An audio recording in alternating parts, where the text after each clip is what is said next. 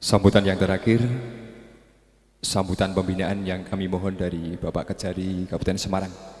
Untuk itu kepada Bapak Kajari Kabupaten Semarang atau yang mewakili, waktu sepenuhnya kami persilahkan.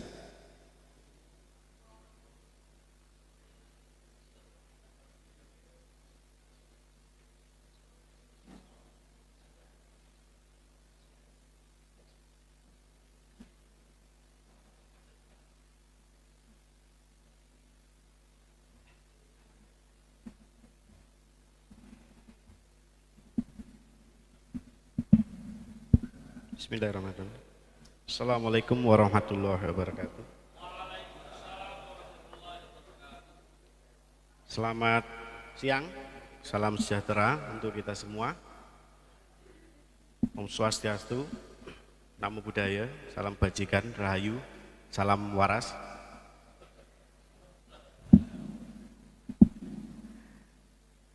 Pertama-tama izinkan kami manjatkan puji syukur kehadirat Allah Subhanahu wa taala atas nikmat dan kesempatan yang diberikan kepada kita masih bisa menyelenggarakan kegiatan ini.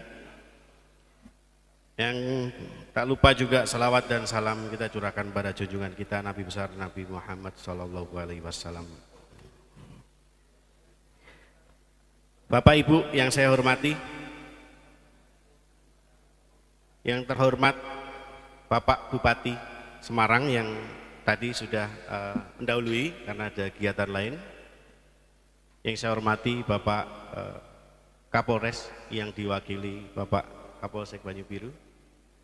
Yang saya hormati Bapak Dandim 0714 Salatiga yang tadi diwakili Pak Perwira Penghubung Mayor Hersam.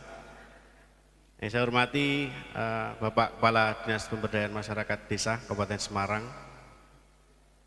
Yang saya banggakan Bapak Ibu sekalian,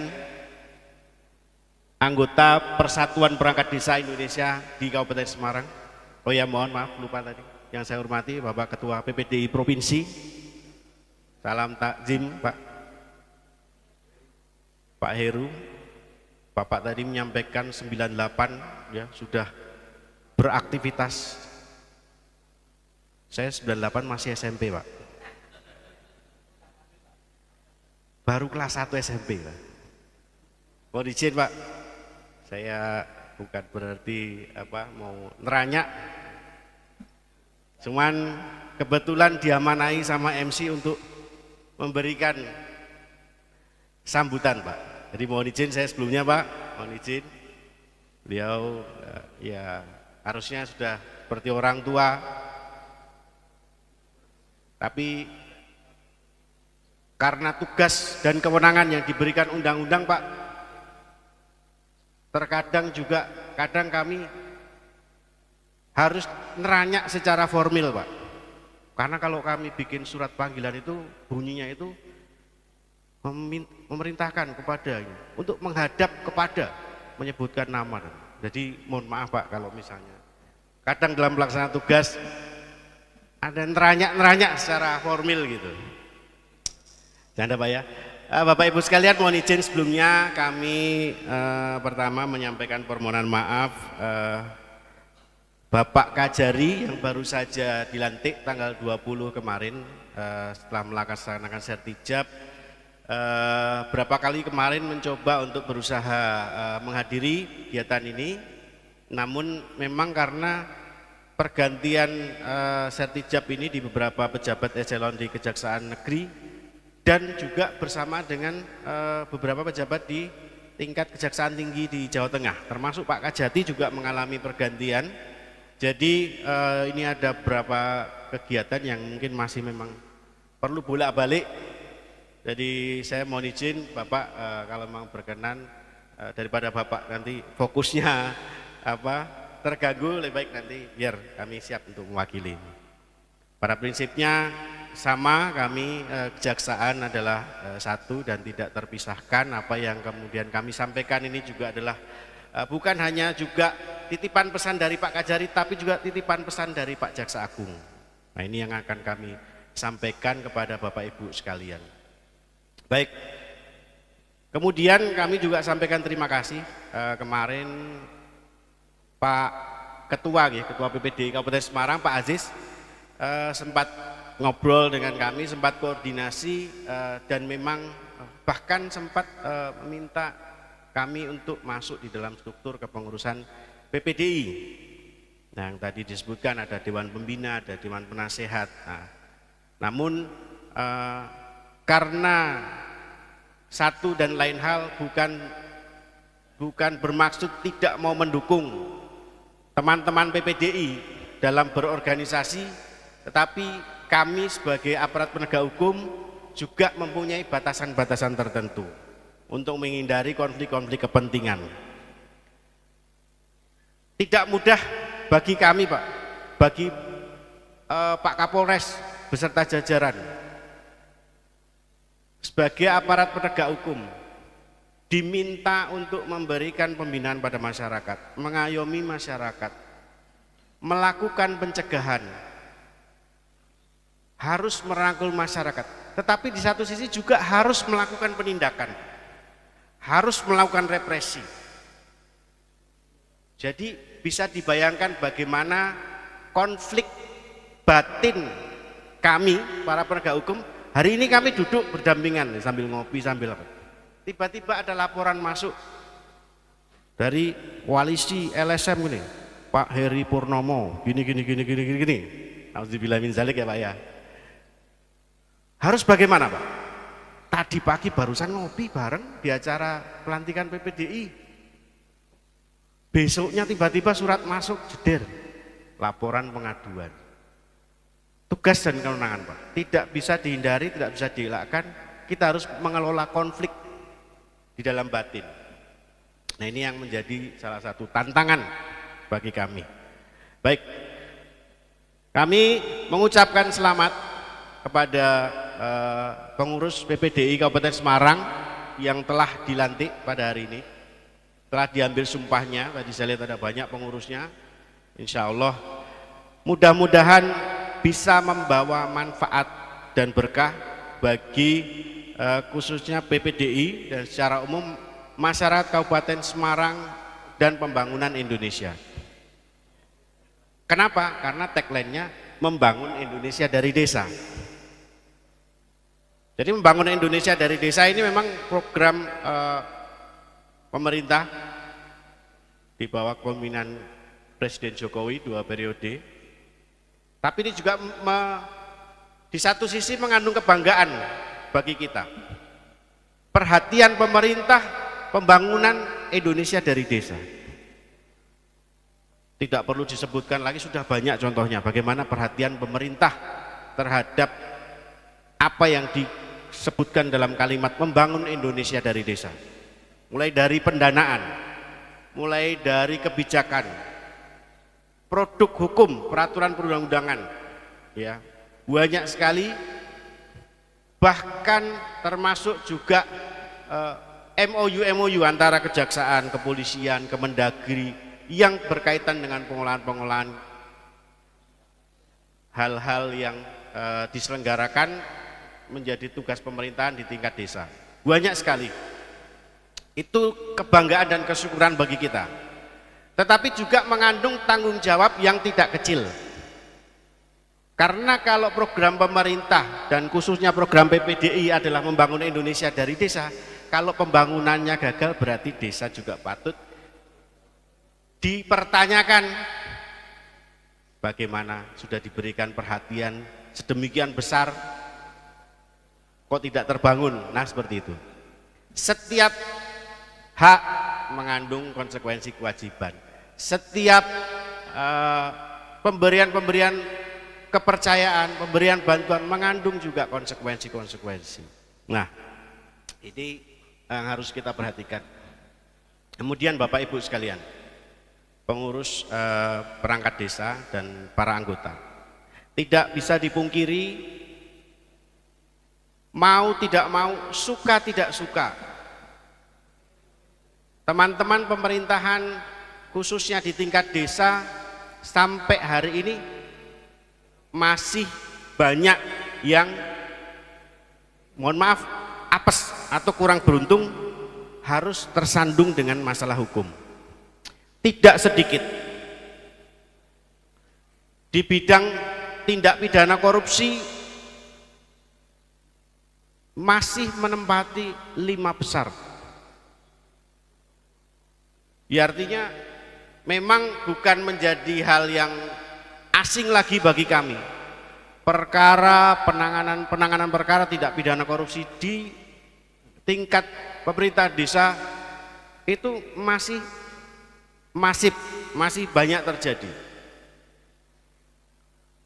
Kemudian tidak hanya permasalahan korupsi, masih banyak permasalahan hukum yang dalam tanda kutip ini seolah-olah selalu mengintai teman-teman dalam pelaksanaan tugas dan kewenangan pemerintahan di tingkat desa. Salah-salah, jeglong, siap diterkam, kan gitu. Selalu mengintai. Namun demikian Bapak Ibu tidak perlu khawatir. Pemerintah menyadari hal ini. Pemerintah menyadari bahwa teman-teman pemerintahan di desa sebagai garda terdepan pembangunan. Garda terdepan pembangunan. Kenapa? Hampir setiap program pemerintah lancar tidaknya, sukses tidaknya bergantung dengan teman-teman di pemerintah desa. Mau dari bedah rumah, mau dari yang anggarannya dari tingkat pusat, provinsi, sampai dari tingkat kabupaten. Semua melibatkan pemerintahan desa. Paling tidak minimal nunjukkan lokasi. Mengusulkan rekomendasi minimal kalaupun tidak terlibat. Tapi kadang-kadang juga di dalam pelaporan juga diikutkan. Nah, ini banyak hal yang memang melibatkan pemerintah desa. Nah, ini pemerintah menyadari, dan kami Kejaksaan Republik Indonesia khususnya terkait dengan pemerintahan desa memiliki program yang dinamakan Jaksa Jaga Desa. Jaksa Jaga Desa ini terakhir kemarin diperbarui dengan terbitnya instruksi Jaksa Agung nomor 5 tahun 2023 tentang optimalisasi peran kejaksaan dalam program Jaksa Jaga Desa. Kami Pak punya beberapa bidang, berbagai bidang. Masing-masing bidang memiliki tugas dan tanggung jawab terkait dengan pemerintahan desa. Baik itu bidang intelijen, untuk peningkatan kesadaran hukum, untuk melakukan monitoring dan evaluasi terhadap pengelolaan keuangan di tingkat desa, bersama teman-teman untuk melakukan penyuluhan penerangan hukum. Di bidang perdata dan tata usaha negara, kami punya tugas dan tanggung jawab untuk melakukan pendampingan hukum, memberikan pelayanan hukum. Bapak Ibu yang mau bertanya terkait masalah hukum bisa melalui perdata dan tata usaha negara. Tapi juga kami punya tugas dan tanggung jawab di bidang tindak pidana khusus untuk melakukan penindakan terhadap penyimpangan-penyimpangan yang dilakukan dalam pengelolaan keuangan desa. Ada juga bidang tindak pidana umum yang diminta untuk melakukan optimalisasi pelaksanaan program restoratif justice. Salah satu alternatif dan terobosan dalam penegakan hukum yang dulu konvensional harus berakhir di pengadilan, harus berakhir dengan penjara. Saat ini diupayakan, bahkan tidak hanya kejaksaan, semua penegak hukum, kepolisian, termasuk pengadilan, semua sudah punya konsep dan implementasinya terkait dengan restoratif justice, penyelesaian permasalahan hukum di luar peradilan dengan menitik beratkan pada pemulihan keadilan, pemulihan rasa keadilan bagi korban, pemulihan rasa keadilan bagi masyarakat. Ini juga menjadi bagian dari program Jaksa Jaga Desa, yang mana semuanya nanti juga melibatkan teman-teman di tingkat desa. Nah, ini tugas dan amanah yang diberikan Pak Jaksa Agung pada kami luar biasa besar dalam program Jaksa Jaga Desa ini. Makanya Momentum pelantikan ini kami hadir di sini, ya alhamdulillah bisa bersilaturahmi dengan teman-teman, bisa bersinergi dengan teman-teman, karena yaitu tadi banyak sekali permasalahan hukum yang siap mengintai, yang selalu mengintai dan siap menerkam. Selain bidang tipikor masih banyak lagi yang sering terjadi, masalah pungutan liar, masalah mafia tanah. Ini tidak jauh-jauh dengan pelaksanaan tugas dan administrasi pemerintahan teman-teman di tingkat desa. Kasus pemalsuan banyak. Nah, untuk itu kami pada kesempatan ini kembali mengingatkan salah satunya terkait dengan asas-asas pengelolaan dana desa, yaitu transparan, akuntabel, partisipatif, tertib, dan disiplin. Transparan bisa diwujudkan dalam bentuk memudahkan akses publik terhadap informasi, penyebar luasan informasi terkait pengelolaan dana desa. Hal ini penting untuk memenuhi hak masyarakat, untuk menghindari terjadinya konflik. Biasanya kalau tidak transparan banyak saling curiga, hanya karena kadang tidak tahu sebenarnya. Karena tidak transparan, akhirnya tidak tahu, akhirnya curiga, yang terakhir akhirnya melaporkan. Kemudian akuntabel, ini bisa diwujudkan dalam bentuk kesesuaian dengan ketentuan, laporan pertanggungjawaban, informasi kepada publik. Tujuannya untuk memperoleh legitimasi masyarakat, mendapat kepercayaan. Kalau pengelolaannya akuntabel, pasti mendapatkan kepercayaan. Partisipatif, ini tadi yang saya sampaikan juga, untuk melibatkan masyarakat secara efektif, membuka ruang bagi peran serta masyarakat. Kemudian yang asas terakhir, tertib dan disiplin. Ini yang paling penting, harus taat hukum, tepat waktu, tepat jumlah sesuai peraturan perundang-undangan. Kalau perencanaannya tidak transparan, Pak, tetapi dalam pelaksanaannya masih benar, itu masih selamat, masih mungkin selamat. Tapi kalau sudah tidak transparan, pelaksanaannya tidak tertib, wassalam. Wassalam. Nah, ini beberapa asas yang harus diperhatikan. Kelihatannya sepele, hal-hal begini sepele, Pak. Bapak Ibu sekalian, apalagi Pak Heri, sudah puluhan tahun berpengalaman. Kalau masalah musyawarah musrembang di tingkat desa, musrengdes, tidak melibatkan masyarakat, itu benar atau salah, tanpa harus buka buku harusnya sudah tahu. Yang namanya musyawarah di tingkat desa, diam-diam, tertutup, cuman etok-etok, itu salah atau benar, gak usah baca undang-undang, semua orang di sini juga sudah tahu. Jadi kadang permasalahan hukum itu tidak harus hafal undang-undang, Pak. Enggak harus hafal undang-undang. Bapak Ibu cukup menggali di dalam hati nuraninya aja. Kalau barang tidak benar, tidak pas, pasti ada yang ganjel, Pak. Enggak usah harus buka undang-undang ini pasal piro yo. Enggak harus.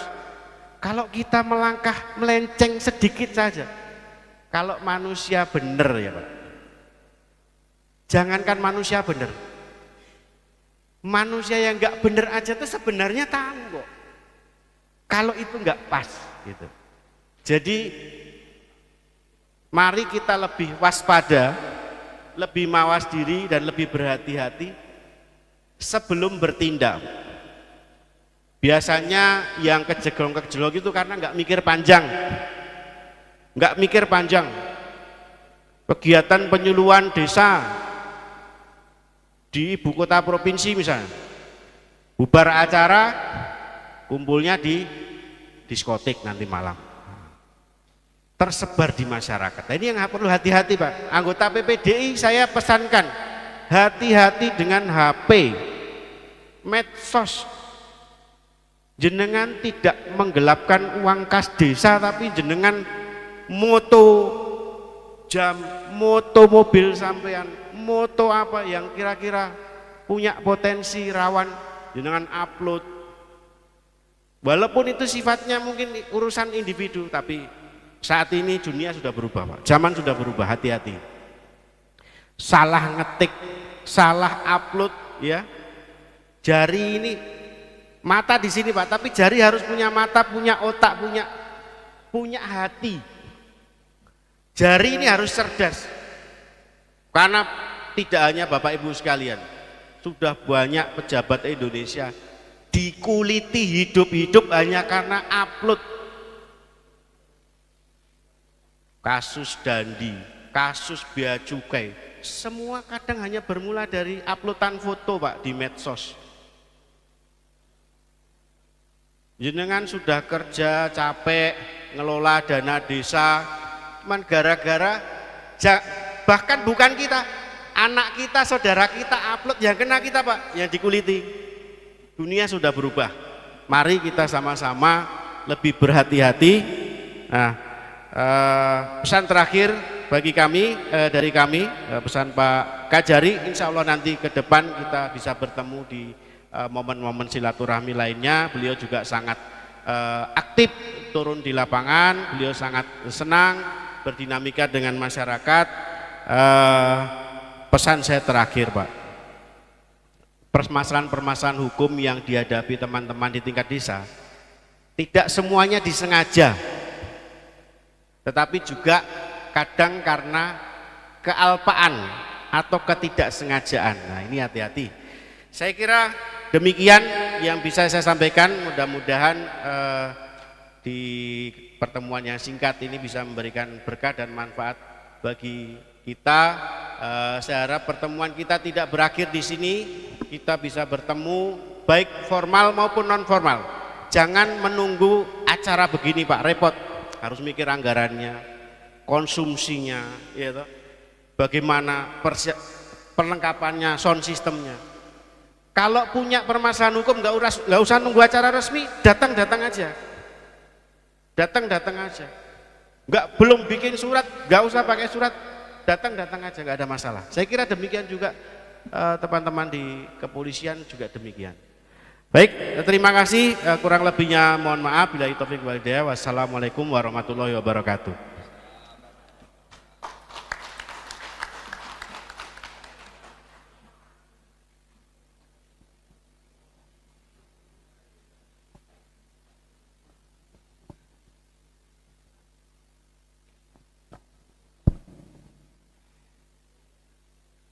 Bapak Ibu yang kami hormati, demikianlah serangkaian acara untuk giat kita dalam rangka pelantikan pengurus PPDI Kabupaten Semarang untuk periode tahun 2023 sampai tahun 2028 pada hari ini.